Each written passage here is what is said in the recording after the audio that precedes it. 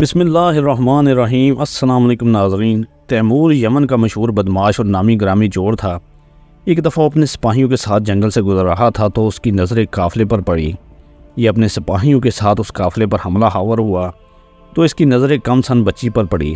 Timur نے جب اس بچی کے باپ سے دینار چھینے اور واپس جانے لگا تو بچی نے کہا کہ تجھے ایک نہ ایک دن مرنا ضرور ہے۔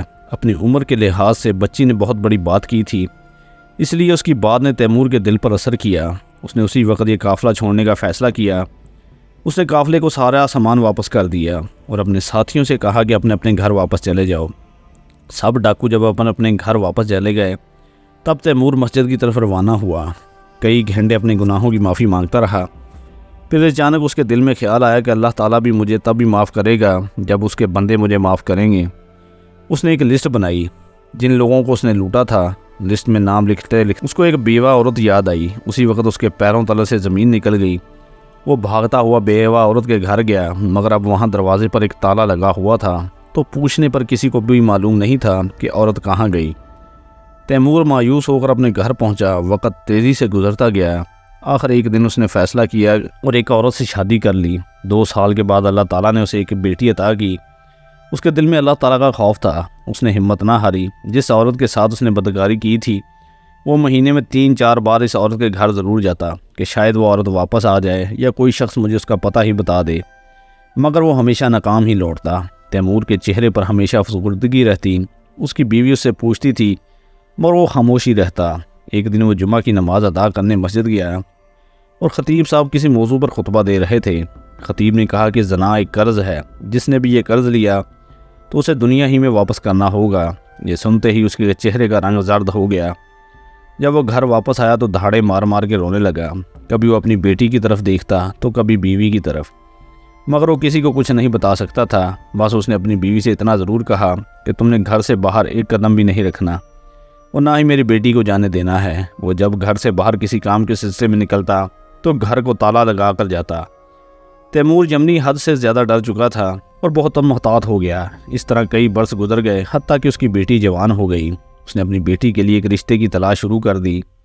ایک دفعہ تیمور گھر کو تالا لگا کر کسی کام کے سلسلے میں باہر گیا اور جب واپس آیا تو اس کی بیٹی کی طبیعت اچانک بہت خراب ہو گئی اور وہ جلدی سے بیٹی کو کسی حکیم کے پاس لے گیا۔ حکیم نے تیمور کی بیٹی کو دیکھا تو علاج کے علاوہ کئی اور خیالات اس کے ذہن میں گھوم رہے تھے، کیونکہ تیمور جبری کی بیٹی بہت ہی خوبصورت تھی۔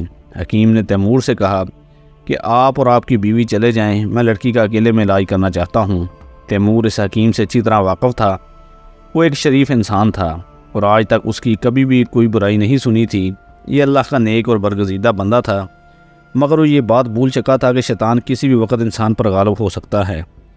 حکیم نے لڑکی کو ایک بے ہوشی کی دوا پلا کر زیادتی کا نشانہ بنا ڈالا۔ تیمور اور اس کی بیوی جب واپس آئے تو حکیم نے کہا کہ میں نے لڑکی کو دوا پلا دی ہے، ہوش میں آنے کے بعد یہ مکمل طور پر ٹھیک ہو جائے گی۔ لڑکی کو جب ہوش آیا تو وہ ٹھیک تو ہو گئی، مگر اپنی کیفیت کسی کو نہیں بتا سکتی تھی۔ کچھ عرصے کے بعد لڑکی حاملہ ہو گئی تو اس نے یہ بات اپنی ماں کو بتائی۔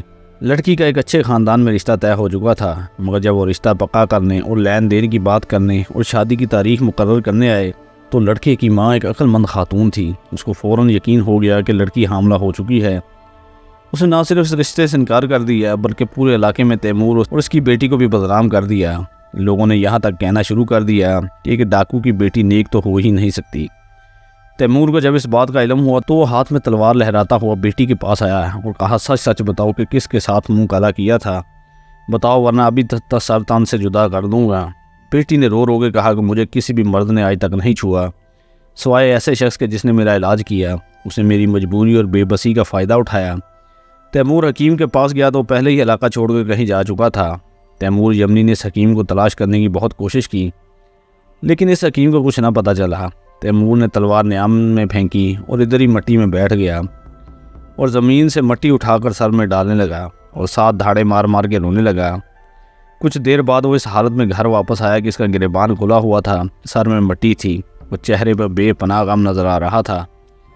تیمور کی بیوی نے اسے سنبھالا، پانی پلایا۔ تیمور نے پانی پینے سے انکار کر دیا اور بیوی سے کہا کہ مجھے آج میرا قرض واپس مل چکا۔ بیوی نے کہا کہ کیسا قرض؟ میں آپ کی بات کا مطلب نہیں سمجھی۔ پھر تیمور نے کہا آج سے تقریباً 21 سال پہلے میں نے اپنے ساتھیوں کے ایک بیوہ عورت کا گھر لوٹنے گیا تھا۔ ہم نے اس کا سارا زیور اور نقدی وغیرہ لوٹ لی۔ اس کے بعد میں بیوہ کی طرف بڑھا۔ وہ مجھے اللہ کا واسطہ دے کر کہتی رہی کہ میری عزت کے ساتھ مت کھیلنا، مگر میں باز نہ آیا۔ وہ اس کو زیادتی کا نشانہ بنا ڈالا۔ میں اس پر بھی نہ رکا۔ میں نے اپنے ساتھیوں سے کہا کہ تم بھی اپنی خواہش پوری کر لو۔ وہ بیوہ کچھ عرصے بعد حاملہ ہو گئی۔ ذلت سے بچنے کے لیے اس نے خودکشی کرنا چاہی، مگر یہ سوچ کر کہ اس نے خودکشی نہ کی کہ میرے پیٹ میں جو بچہ ہے اس کا کیا قصور ہے، اور نیت اور دلوں کے حال تو اللہ بہتر جانتا ہے۔ وہ بھاگتی ہوئی قبیلے کے ایک مشہور عالم کے پاس آئی اور کہا کہ ایک جھوٹ بول کر میری پردہ پوشی کر لیجئے۔ عالم نے کہا کون سا جھوٹ؟ بیوہ نے کہا کہ میرے بطن میں ایک ناجائز بچہ ہے جو کہ زبردستی زنا کی صورت میں وجود میں آیا ہے۔ جب یہ بچہ پیدا ہوگا تو لوگ میرے پاس ضرور پوچھنے آئیں گے کہ یہ بچہ کس کا ہے۔ میں لوگوں کو آپ کے پاس بھیج دوں گی کیونکہ میرا خاوند فوت ہو چکا ہے اور میں پہلے ہی زندگی کے دکھوں میں ماری ہوئی ہوں۔ میں تو خودکشی کرنا چاہتی تھی، لیکن اس معصوم بچے کی خاطر میں نے یہ قدم نہیں اٹھایا۔ آپ کو خدا کا واسطہ میرا بھرم رکھ لیجئے، نہیں تو میں جیتے جی مر جاؤں گی۔ عالم نے عورت کی بے بسی دیکھ کر کہا کہ ٹھیک ہے، تم لوگوں کو میرے پاس بھیج دینا۔ وقت گزرتا رہا اور جب اس بچے کا دنیا میں آنے کا وقت ہوا تو جب وہ بچہ پیدا ہوا تو علاقے کے لوگ بیوہ عورت کے پاس آئے اور کہا کہ بتاؤ کس کے ساتھ منہ کالا کیا۔ بیوہ نے جواب دیا کہ مجھ پر کوئی الزام مت لگاؤ، فلاں عالم نے مجھ سے خفیہ نکاح کیا ہوا تھا، یہ بچہ بھی اسی کا ہے۔ اگر تم لوگوں کو میری بات کا یقین نہیں آتا تو جا کر اس سے پوچھ لو، میں نے کوئی گناہ نہیں کیا اور نہ ہی کسی کے ساتھ منہ کالا کیا ہے، بلکہ حق اور شرعی طریقے سے جائز نکاح کیا ہے۔ عالم کی کوئی اپنی اولاد نہیں تھی، اس لیے لوگ قطار در قطار تحفے تحائف لے کر اس کے گھر کے سامنے جمع ہونے لگے اور اسے مبارکباد دینے لگے۔ 2 سال تک وہ اس عورت کا خرچہ بھیجتا رہا، یہ کہہ کر کہ یہ میرے بچے کا حق ہے اور میرا فرض ہے اور میں اس کی کفالت کروں۔ مگر وہ عالم اس وقت حیران ہوا جب وہ بیوہ اس کے پاس 2 سال کی جمع شدہ دینار لے کر آئی اور کہا کہ وہ بچہ اب اس دنیا میں نہیں رہا، یہ دینار آپ کی امانت ہے، آپ کا یہی مجھ پر احسان کافی ہے کہ آپ نے میری پردہ پوشی کی۔ عورت 2 سال تک دینار جمع کرتی رہی اور اپنی ذات پر ایک دینار بھی خرچ نہیں کیا۔ جس گھر میں وہ عالم رہتا تھا اس کا مالک میرے جاننے والا تھا۔